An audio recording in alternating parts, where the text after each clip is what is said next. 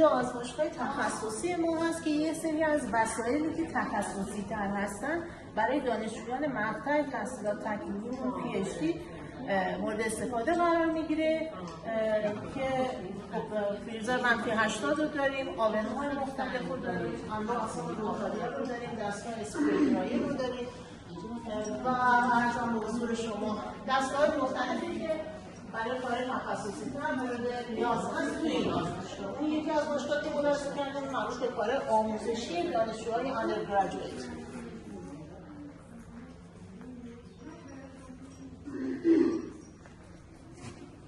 دوزار چقدر دانشجو اینجا سال درس میکنن؟ دانشکده داروسازی کرمان ورودی هر سالش 70 نفر هست.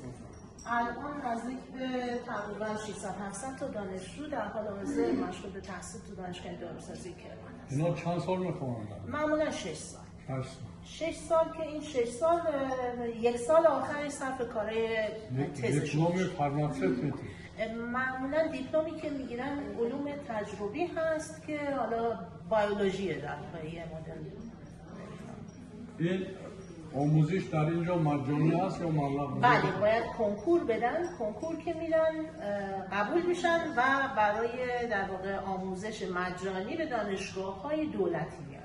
دانشگاه غیر دولتی هم داریم که باز دوباره باید کنکور بدن، وارد اونها میشن پول باید بدن. اونا چند پول میدن؟ خانم شما میدونید من خیلی اطلاعی ندارم.